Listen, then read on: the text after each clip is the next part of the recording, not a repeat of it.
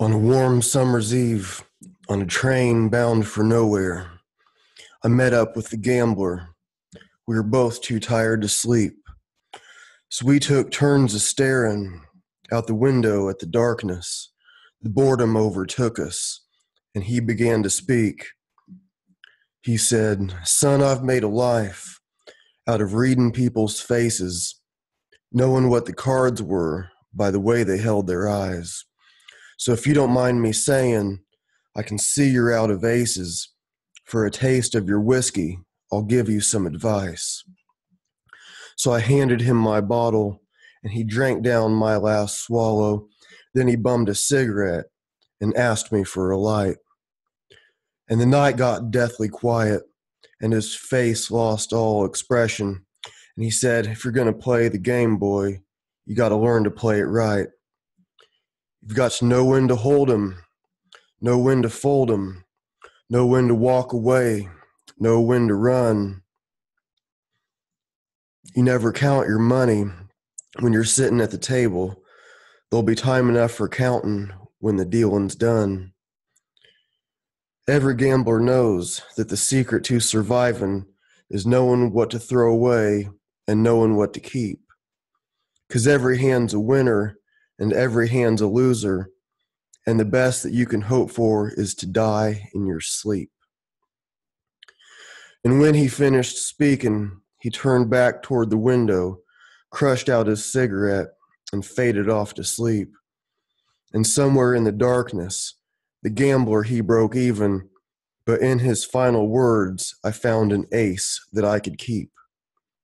You've got to know when to hold 'em, know when to fold 'em, know when to walk away, and know when to run. You never count your money when you're sitting at the table. There'll be time enough for counting when the dealing's done.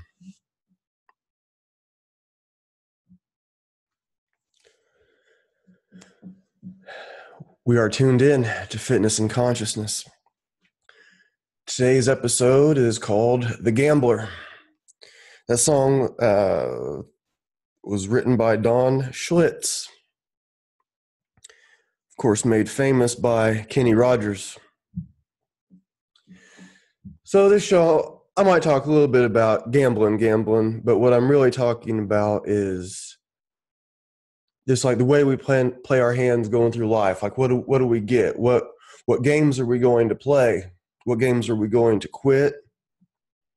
You know, we'll give some game a try. That sucked. I'm out of here.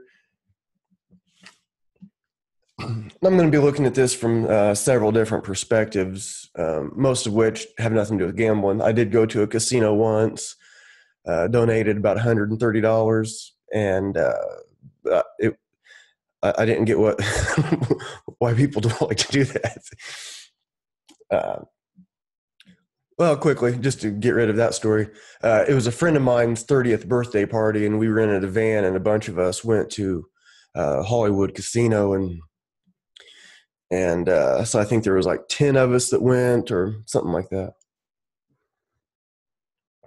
And the first thing that happened, so we were all in, we were all together still. And one of the girls, she put $5 in a slot machine, and she won like 55. Like right away. That was the first thing that happened before we even like split off. I'm like, oh, that's cool. That's good. And so pretty much what I did was just kind of found a slot machine, and I was, it's like up, you're down, and I wasn't really enjoying it at all, but I had my ticket, and it had like 60 some dollars on it. And I took it up to the cashier, and I said, "It's my first day. Do you have any advice for me?" And she said, "Go home." That's pretty damn good advice. But I, used that ticket, and I only took what I didn't mind too much losing. And so what I did was I went back and I played more because, my friends they were all playing different stuff. And then, so it gets down to like, you have like $5 left. And I'm like, well, I don't want to this could be the $5 that makes me rich. So, and what else is there to do? So, then you have $4 left, $3, $2, $1 left. Am I just going to leave with $1? No, put the dollar in, lose the dollar. Okay. And then so while my friends were losing the rest of their money, I went and just watched the Rod Stewart impersonator and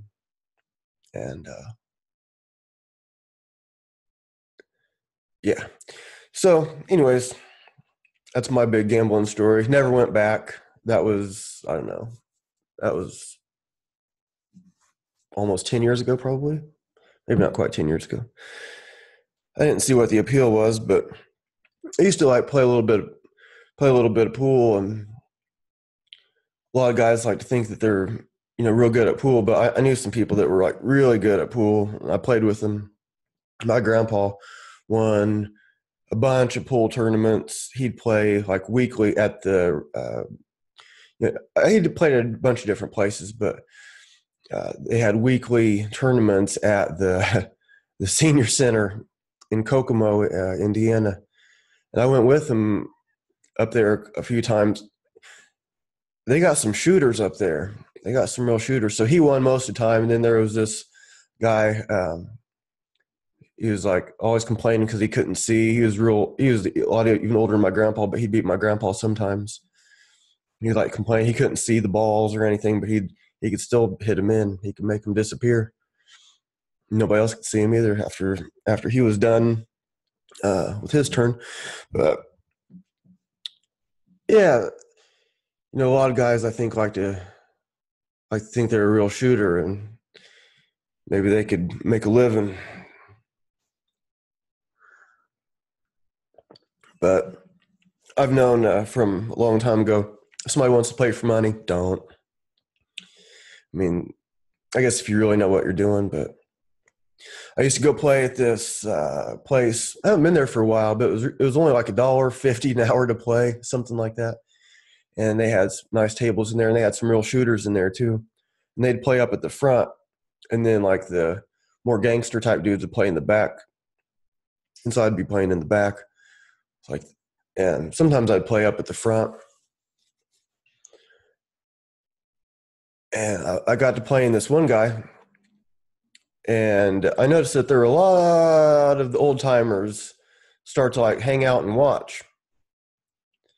And so I beat him like the first couple games. We weren't playing for money or anything. And then all of a sudden he started turning on the juice. Oh man, he was so good, like professional level, like real pro, top level pro style. And it was cool. And so he put a whooping on me the rest of the time. And we weren't playing for money. But then after he left, like one of the old timers came up to him and he goes, "I hope you know what an honor that was for you to play with him." And, the guy's name was Larry. Pretty sure I remember that right. This was a long time ago. And, he's like, he's one of the big, he beats a lot of these guys that are, playing on TV, but he's not one of these guys that wants to be on TV, because if you're famous and people know it, you're going to have a hard time hustling. And you can make more money hustling than you can being a famous guy on TV playing pool. So some of them shooters, they like to be kind of anonymous, but so after a while, then I saw him again in there, and we got to playing, and he'd played me for like, I think it was like $2 a game, but he'd be moving the balls all around. He'd move the balls with his hands. We're playing for money supposedly, because he's saying it's $2 a game, but what was really going on was he was giving me lessons, and so there was no complaining when he was moving balls around with his hands and then showing me something, and then he'd run the table out and I won $2 out. It was okay, and I think sometimes I would even maybe win those games too. So maybe like some of the games I didn't. Yeah, but it was basically I was just paying for lessons. That was what was really going on, because there's no way in it I would, no, I wouldn't play a dude like that for money. But if you got it, and it's like the owner of the place, he'd come by and help me out. Sometimes he'd say, when I was playing, he's like, "Oh, I can see you have a good eye," and he was a real shooter too. But my dad, he was real good. We'd play. From the time I was a pretty little kid, we'd be going to all these different pool halls and around Greenwood, Indiana, other places in Indianapolis. Greenwood had a couple good ones, and then there was a bowling alley that had a pool hall attached to it. That was a pretty cool place to play. We'd go there. It was Expo Bowl in Beech Grove. I don't think that pool hall is there anymore. But yeah, we'd go play around. But yeah. Anyways, I didn't mean to get off on that whole thing. I was trying to think of the more play our hands out in other aspects of our lives. And something that, just happened a little bit ago or last night, I posted something on this yoga Facebook group, and I thought I had learned my lesson before not to post stuff. But I posted this thing because there's this whole thing about toxins. It's like detoxing, and I hope this is sounding right. My video looks like it's not quite synced up here, but I think it's okay for the most part. But anyways, I found this study that Dr. Rhonda Patrick posted on Instagram, and it was about how much of these different heavy metals that we sweat out versus urinate out. And, some of these heavy metals we sweat out more than we pee them out. And that's kind of a big thing for a lot of yoga people to talk about is, yoga as a detox and, sweating out toxins and stuff. And that might not be the most technically correct way to say it, because like detox is something that you go through at a hospital. But anyways, I posted this thing from Dr. Rhonda Patrick on this yoga group, Facebook group. And then people start chiming in, like people that already know everything. Like, you can sweat out some, but it's not enough to be a big deal. Okay, did you read the study she posted? Didn't have to. Okay. It's it was just crazy. And so people were like making these comments and stuff, instead of like, oh, interesting, I'll check that out. Then they just, most people just assume they already know better. They already know everything. And then in the post, what I wrote about it was like, I used to say it was a detox, and then I said it wasn't when I learned better, and then I learned that it was. So at the beginning of it, I'm saying like, oh, I was wrong a couple times about this thing, trying to say, I'm not sure, I don't know everything. But then people were commenting, I was like, well, I've been studying yoga for 25 years. I was started as a trainer in 1999. I've been around a bit. I've read a bunch of this stuff. I'm still open to having my mind changed in light of new evidence. And I know that I'm not even perfect at that, because I'll see something like, oh, that's ridiculous. Well, maybe it is and maybe it isn't.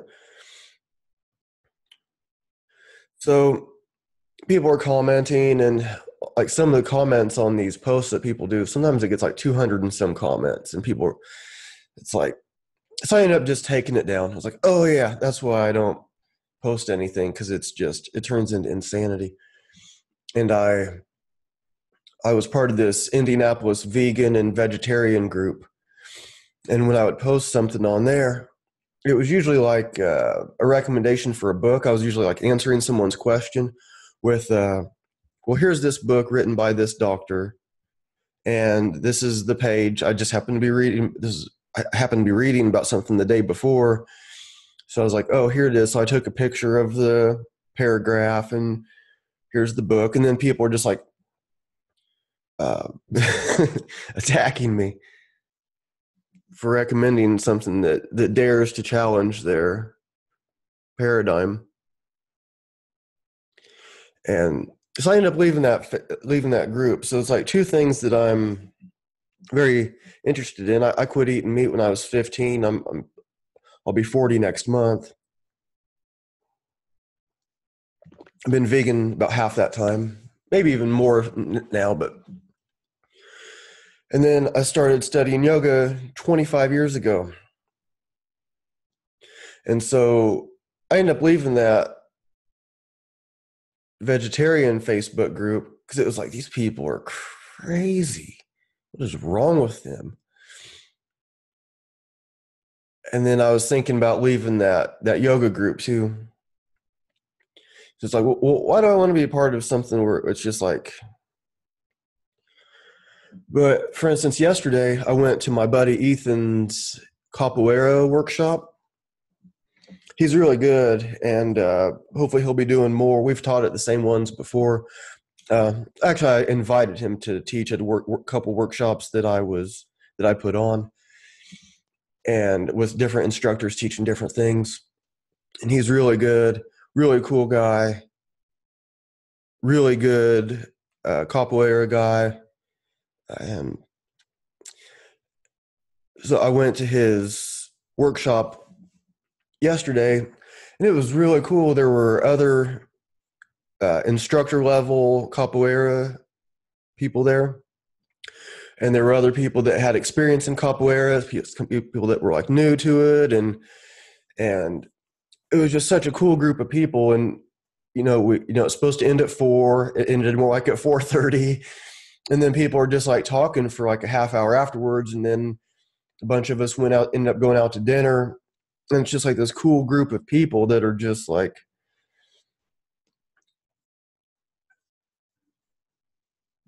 I was the only vegetarian, and I know a couple of them I think are into yoga. But my point is, so when I think of something like vegetarians or vegans, I'm like, okay, this is like my tribe. Okay, I'm going to be part of this group of vegans and vegetarians, and it's like, you people are nuts. Like, I don't want to play with you anymore. Why would I want to talk to you people? Man, this is crazy. And of course, not all of them. But it's just, sorry. It's just kind of like, as this Facebook group, I'm getting cyberbullied by a bunch of weenies.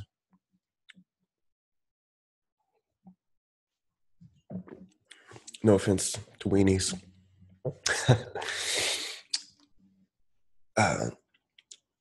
So it's like, it's interesting what we choose. So like this, getting back to the gambler and playing the hand and the game. What game do you want to be a part of? Do I want to be a part of this game where people just like bicker and argue about over like all this stuff? Like, I already know everything, and you dare to challenge the stuff that's in my brain. You're not a real vegan or something like that. It's like, do I want to be part of that? A lot of people that I've found that I've resonated with most, they might be hunters. I'm not going hunting. I don't feel like it's right to kill animals. If somebody else does, it doesn't mean we have anything to argue about. It'd be really weird to find somebody that thought just like I did. So it's like, I think I have these characteristics, I guess, or beliefs, and I'm not necessarily looking for all that in someone else. But if somebody is like this group of people I met yesterday, like some of them I already knew. I already knew a few of the people.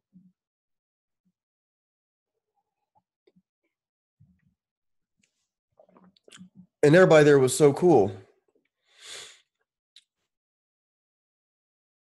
And it's like, I don't care if they're a vegetarian or not. I don't care if they're a vegan. And I don't think they're bad for not being vegan. It just seems weird. But some vegans are like that. And maybe I was at a certain point. Maybe I used to be more preachy about it.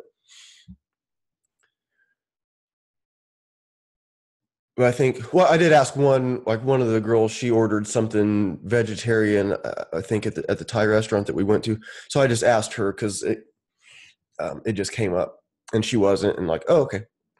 No.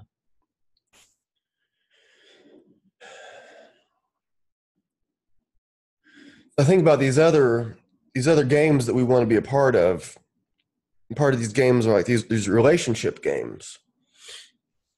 And I've spoken before about this friend of mine who was more than a friend at one point and seemed like we might be more than a friend again. And when I brought up to her that I was the one that was paying for our dinners or our carry out every time except for once.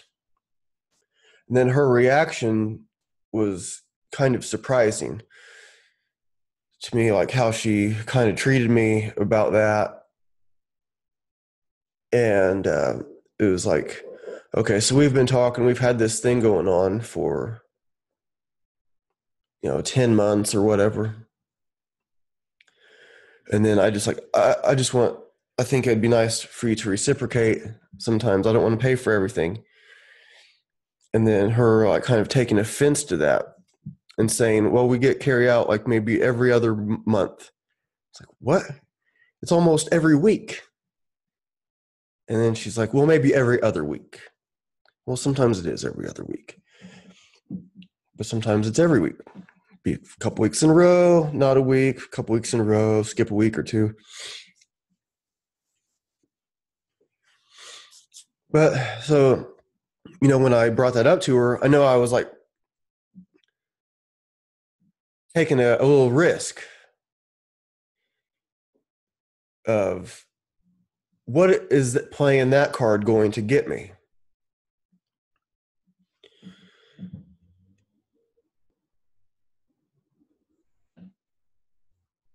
And I guess I was hoping for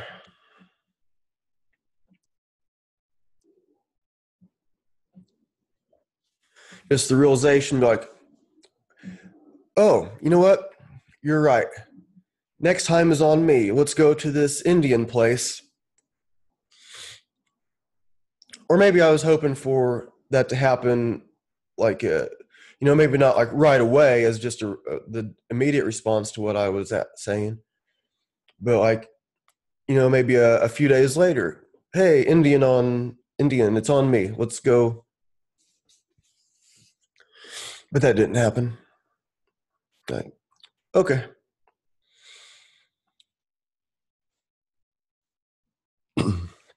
So, you play that hand, but you get closer to the truth, because I didn't want to keep like, because I think a lot of guys get into the habit of, trying to do things for a woman and they think that something's going to eventually happen. And there was part of me, because like we were seeing each other at one point. And then we were just friends. And then she starts snuggling up to me on the couch while we're watching a movie. I'm thinking, okay, stuff's kind of happening again. And so, just kind of like get stuck in this game, stuck in this cycle. And I was open for something else to happen, but part of me also like sees how she's kind of reacted in ways that I didn't think made sense, which is okay. But it's like, okay, it's time for me to like call it, I guess you could say, like, and yeah. So enough of that. That's not happening at this point. I would like for her to reach out, and maybe at some point, I don't have anything against her, not mad about anything, but I'm kind of glad I played that hand out, and now I feel like I'm even more ready for the next game. Not that relationship is really a game, but I feel like the table's quite cleared off for something else. Now, when someone else enters my life, so I might be interested in seeing. I feel like a lot of the table has been cleared off, reshuffled, and ready to go again.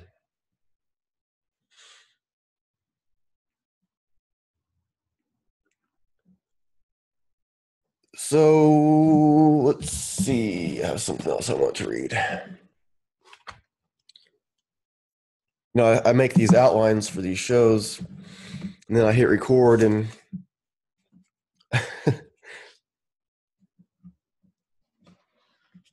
it doesn't always. But oh well.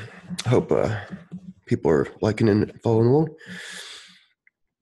Since it costs a lot to win and even more to lose, you and me bound to spend some time wondering what to choose.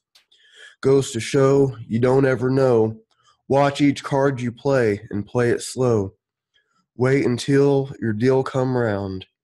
Don't you let that deal go down. I've been gambling hereabouts for 10 good solid years. If I told you all that went down, it would burn off both your ears. It goes to show you don't ever know.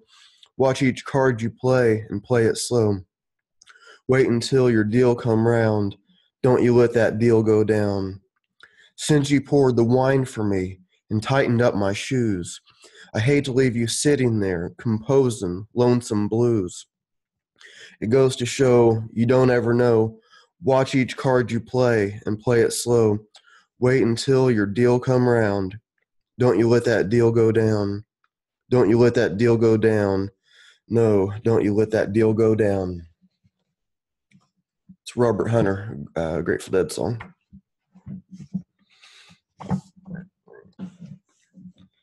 If I had a gun for every ace I've drawn, I could arm a town the size of Abilene. Don't you push me, baby, 'cause I'm moaning low. You know I'm only in it for the gold. All that I am asking for is 10 gold dollars. I could pay you back with one good hand. You can look around about the wide world over. You'll never find another honest man. Last fair deal in the country, sweet Susie. Last fair deal in the town. Put your gold money where your love is, baby, before you let my deal go down.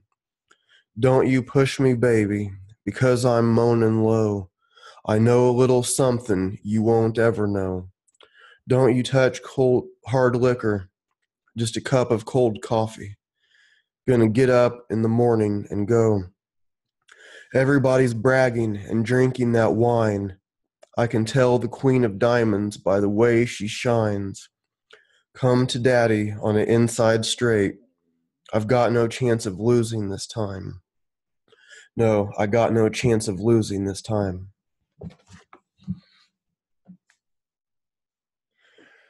Robert Hunter is one of my favorite writers. I think his stuff is just about as good as writing can get.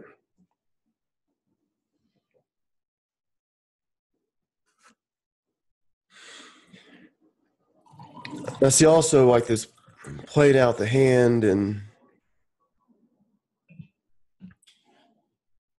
business. And I've decided to kind of start a new game myself, let some things go.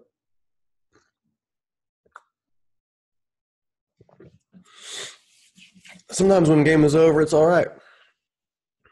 Sometimes it's just time to move on and make room for a new game. Well, I've decided to let my Strong First certification expire. Be a kettlebell instructor. It expires in May. And it's kind of weird to be excited about that. Well, I'm just going to be, I'll be unveiling more and more of my own method. Which, I guess I've already been doing it for years and years anyway. But once this little cycle is complete, I'll unveil more of what I'm doing.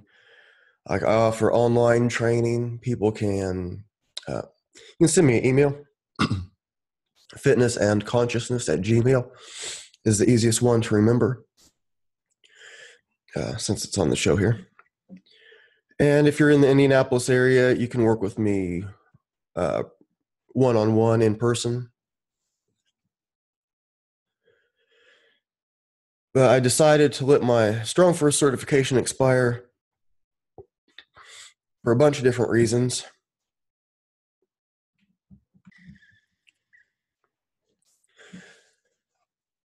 Sorry, I had to pause there for a second. So I'm letting my Strong First cert expire for several reasons. Mainly, it's just to do my own thing. I don't want to be just under someone else's certification anymore, simply. I have my own method that I think is excellent, and I'm still learning from people. And I'm getting shirts made. And like all the Strong First shirts, they're all black and gray. And the shirts that I'm getting made are, well, it's called batik. It's like the method that my friend is using to make the shirts. But they're going to be colorful. Some of them are probably going to be tie-dye, and they're going to have color to them. They're going to have the heart chakra on them, and they're going to have the Shuddha chakra, the throat chakra on them. And they're going to be different colors, and they're all going to be a little bit different. So they're going to have this like design. So like she's making, I'll be able to have like the chakra image that she makes. But then when she makes another one, it's going to be a little bit different. It's just the way it is. Like you can't have two tie-dyes that are the same. They're going to be a little bit different. And I like that. So if people want to have a fitness and consciousness shirt, it's going to be a fitness and consciousness shirt. But it's not going to be exactly like mine. There's too much uniform. I don't want it to be a uniform. When I'm teaching people, I'm not trying to teach them to be exactly like me. I'm trying to show them their strength. I'm trying to help them find their own way. And so I don't want you to wear a shirt exactly like my shirt. I want you to have your own. You like the fitness and consciousness? Cool. You want the shirt made? Awesome. Yours is going to be a one of a kind. Because your fitness and consciousness is one of a kind. See? And some of these things, I think Strong First, I'm not trying to say anything bad about Strong First. Strong First is an excellent certification, I believe. It's not everything. It doesn't claim to be everything. But if somebody wants a kettlebell certification, or if I'm gonna hire somebody for a workshop, and I don't know them, but I know that they're a Strong First instructor, I can trust that. And I would say, okay, I'd probably hire them. If I talk to them and and they say they're a Strong First instructor, I might hire them just because of that. So I'm not trying to say that Strong First is bad in any ways. But after a while, these things, people will start to look alike. So if you look at the picture of a Strong First certification, a lot of them dudes look just the same. And I'm one of them. I'm not saying I'm better. But after a while, it's just like, I don't want to be just the same. And I don't want the people that I teach to be just the same. So if you want a fitness and consciousness shirt, it'll be one of a kind. I'm really looking forward to seeing them. Today is February. No, it's not. It's March 10th, Sunday. And she said she's going to have the designs ready for me to check out this week. So I'm excited to see it. And just kind of excited just to, do more of my own thing. And that's really the whole idea. And so like the fitness and consciousness, it's partly it's for the podcast, but also like my training business also. My training business isn't really called Fitness and Consciousness. That's just the name of the podcast. And part of this transition that I'm going through, there's a little uncertainty of, sorry, I'm getting over a little bit of a cold. But part of this transition that I'm going through is like, okay, should I change my logo? Well, I don't want to just settle on one logo. It's hard enough just to settle on the name. So I'm going to have different images. That's why I said it's the heart chakra, it's the throat chakra, and there'll be other images too. Like whatever I feel like doing will be what happens.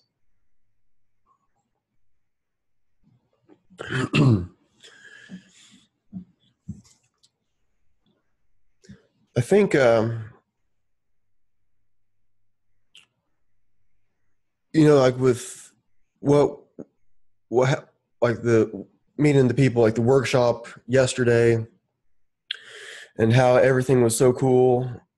Everybody that met was really cool and friendly. And then just like the reminder of like what happens when you post something on Facebook in a Facebook group, and it's just like these endless messages of debate. It's like almost these sorry, these like people are like getting, it's like an argument algorithm. It's like you post something, oh, I'm going to just argue about that. Instead of saying, oh, interesting. Or instead of saying nothing, just check this stuff out. But I think a lot of people they want this sense of community. And so like maybe, that's why I'm part of the group. Maybe I could post something or like join one of these groups. I was just feeling a little too lonely or something like that. But, like that vegan group, I had to leave the group. It's like, this is insane. And I almost left that yoga group. I actually like clicked on the thing and I didn't see how to like leave it right away. So I just like turned my phone off. I don't pay too much attention to it anyways.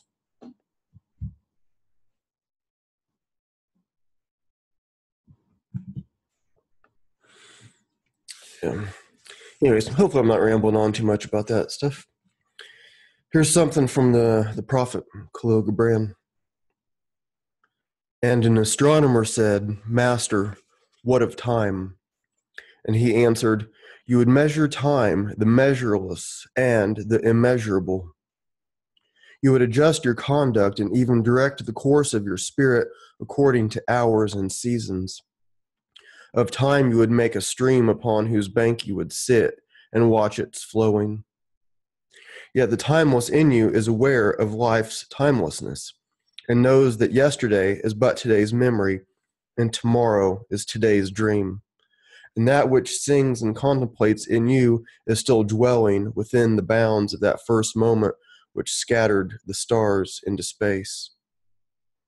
Who among you does not feel that his power to love is boundless, and yet who does not feel that very love, though boundless, encompassed within the center of his being, and moving not from love thought to love thought, nor from love deeds to other love deeds? And is not time, even as love is, undivided and paceless? But if in your thought you must measure time into seasons, let each season encircle all other seasons. And let today embrace the past with remembrance and the future with belonging. And the future with longing. I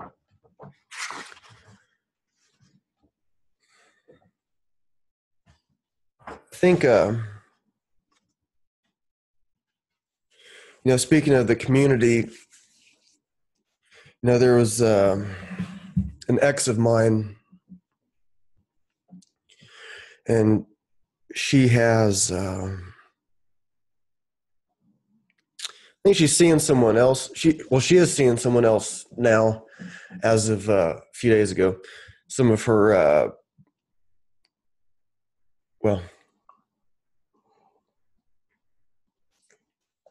she has asked me about coming back on the show to talk about different stuff, relationship stuff, and it'd be interesting to have, an ex on and talk about relationships. And she's with someone else, but when we were talking, she was like, she has this longing, like desire for community that's, into the same stuff she's in. And she's somebody that, is in kind of in like the corporate world. She works for this major corporation. She makes very good money. And, she also has this kind of earth spirit going on thing where she has like this spiritual kind of thing also. So she's like has the business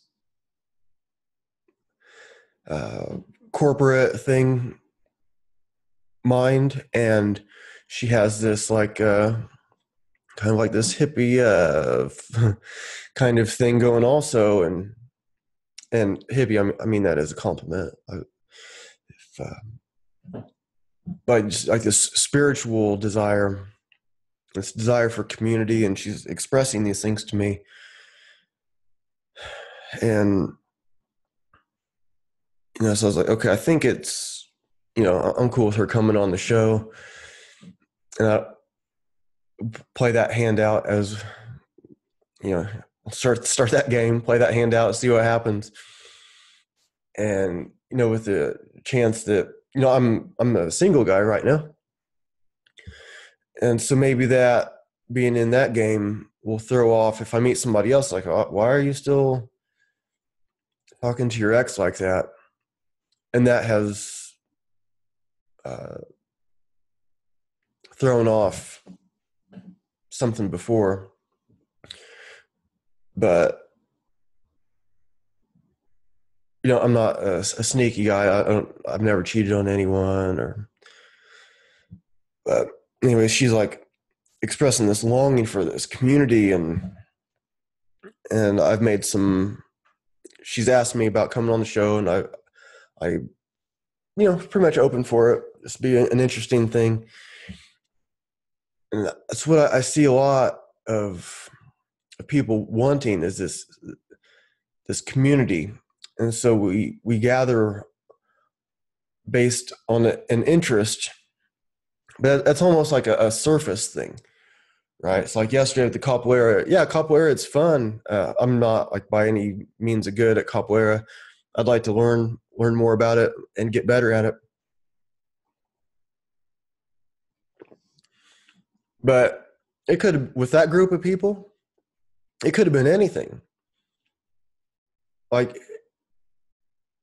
we like, just being out to dinner with them afterwards. Like, if none of them did capoeira, they would still be cool to hang out with. And it's like, but having that interest gives you something to connect on. Like it gives you something to do, almost like something to keep you entertained while you're connecting at this deeper level that may not have anything to do with the activity. If that makes sense. And so, while I'm thinking about it, if you're in the Indianapolis area, check out Indie Strength and Movement Community Facebook group. And you can join that, and we get together and we go hang out in the woods or go to different parks and play around and just do all kinds of fun stuff. A lot of people in the group are trainers of some sort, some kind of instructors or practitioners of different things. You don't have to have any kind of particular high skill level to be part of the group. Just join that, because that's what a lot of it is just like getting together, sharing these experiences with people that are somewhat like-minded, but also different. And we are excited about those differences. We're excited to learn about those differences.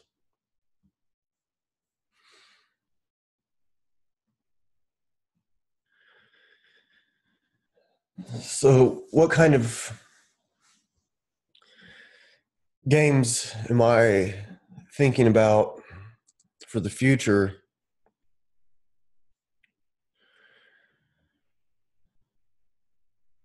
It's an interesting thing, because I'm turning 40 next month.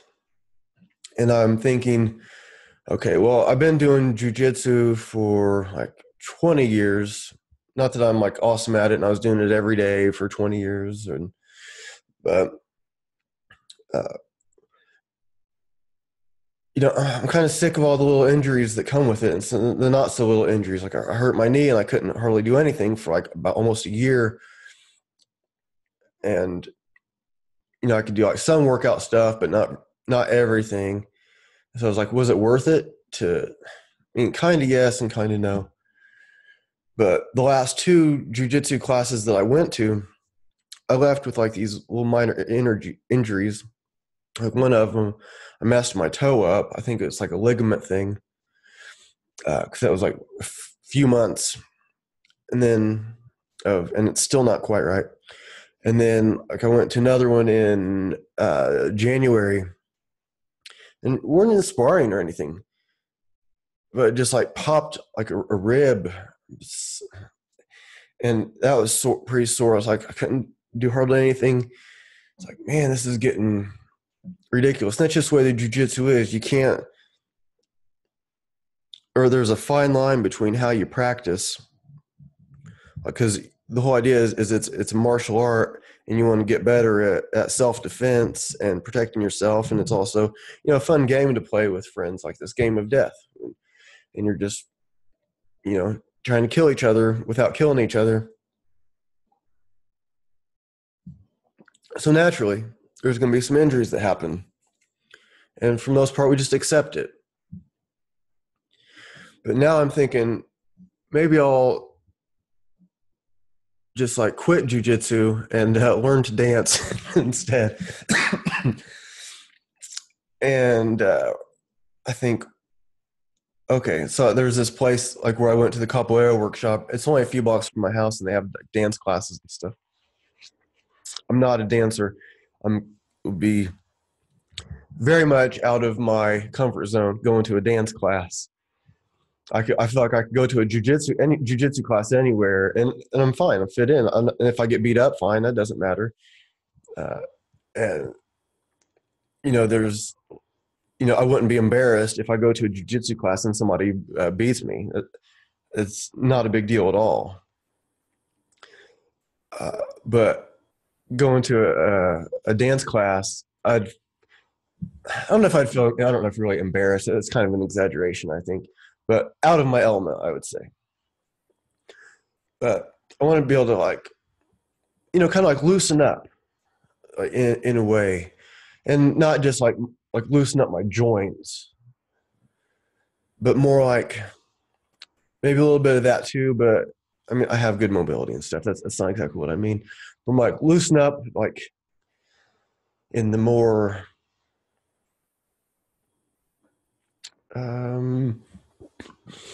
can't find the word I'm looking for. In the more general sense, like somebody, oh, you need to loosen up. They usually don't mean, oh, you need to stretch out more. It's like relax. You know, and I'm pretty relaxed, but just, you know what I'm saying. Y'all know what loosen up means, right?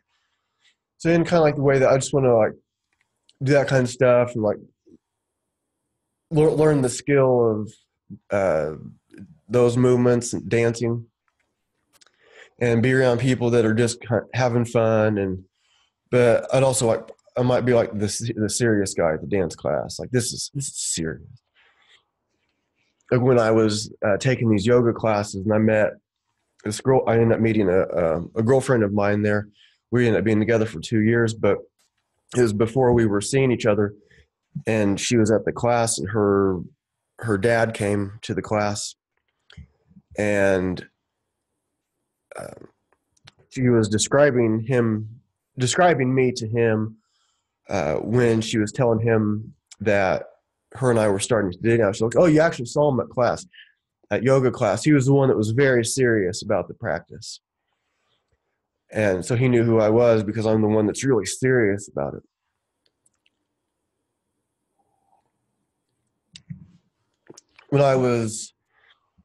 My daughter was born just before I turned 19, a couple months before I turned 19. And I was working at this place. It was something like a FedEx, but a small place. It was called Quick Delivery in Greenfield, Indiana. It's like a small delivery place. And so, you know, like loading and unloading trucks. Like you unload semis and you load that stuff onto smaller trucks. And the owner, he came up to me. He's talking to me. He's like, "You're too serious. That isn't good." I'm like, "This is serious, man. This is business." No, I didn't say that.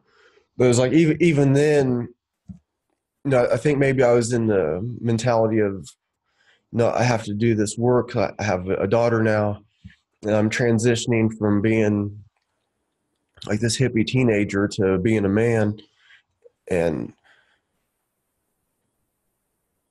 you know, it's just time to work all the time now. And it's time to like work and take care of what I need to do, take care of what I need to take care of, and do what I need to do.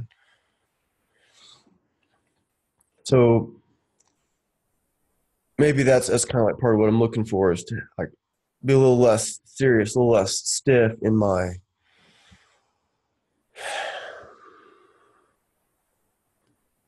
demeanor or something like that, maybe. But uh, jiu-jitsu is just fun. These like death matches and stuff with friends. Like usually my injuries are not coming from these hard sparring matches. Whether it was like kickboxing stuff or I guess most people would call it like MMA, but I always just called it like martial art with no S at the end. So I've had really hard sparring sessions where I had some buddies, and it's cool when you're pretty evenly matched, and sometimes he gets the better of you, sometimes you get the better of him. I had some buddies, and we'd train out in my garage a lot, or you know, different places where I lived. We would kick the hell out of each other, and I remember after like one time there was several of us trained in my garage, and my buddy Sam and I were training, and I was thinking like at that session, like he was almost like taking it too far, like he was being maybe like a little too rough for a sparring session. But then I later found out like he thought I was doing the same thing, but like really we were both just like elevated, and like so afterwards, like we sat down because we'd usually, I don't smoke or drink anymore, but like smoking weed is what I'm talking about. But afterwards, we'd all usually have a smoke and a drink and have a beer, you know, and just hang out after our sessions. And so he sat down, he had his legs stretched out, and our other buddy was like, "Oh my God, look at your legs." And his legs were just jacked, like bruised up from top to bottom. And I think mine probably, mine probably were too. We were both kicking each other a lot.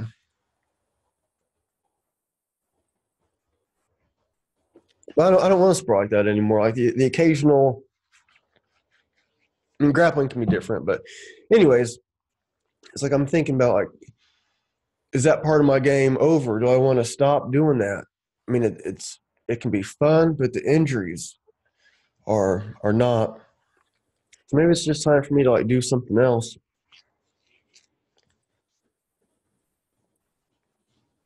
and see what happens. And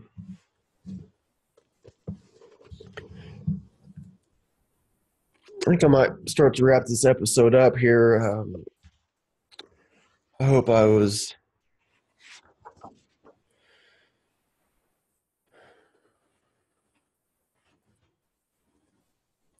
just turned to this page in the Prophet, Khalil Gibran again, and the Grateful Dead songs, I picked those out before I started. They had to do with like the gambling, but not just, gambling as a metaphor also. And so the Prophet, I just opened up to this page. And a woman spoke, saying, "Tell us of pain." And he said, "Your pain is the breaking of the shell that encloses your understanding. Even, even as the stone of the fruit must break, that its heart may stand in the sun, so must you know pain. And could you keep your heart in wonder at the daily miracles of your life, your pain would not seem less wondrous than your joy. And you would accept the seasons of your heart even as you have always accepted the seasons that pass over your fields. And you would watch with serenity through the winters of your grief. Much of your pain is self-chosen. It is the bitter potion by which the physician within you heals your sick self. Therefore, trust the physician and drink his remedy in silence and tranquility. For his hand, though heavy and hard, is guided by the tender hand of the unseen. And the cup he brings, though it burns your lips, has been fashioned of the clay which the potter has moistened with his own sacred tears. Interesting. So what kind of changes are you thinking of making? Are you thinking of like playing out a hand and just like know that if you just play that last card, like it could be over?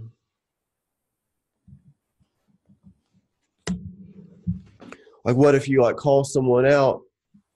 If you say call, you're calling,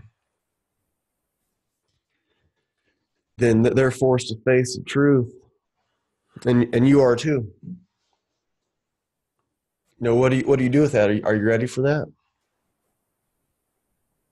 Like with this friend of mine who was more than a friend, and it seemed like might be more of a friend again, and like okay, I'm playing this card. I don't want to pay for all the carry out anymore. What does that do? I mean, it shouldn't have been that big of a deal. But her response was like, in a way, it's kind of a bummer because I was hoping for something different. But in another way, I wasn't really hoping for something different. Sometimes we wish things were a way that they just are not. And your wishes won't change the reality.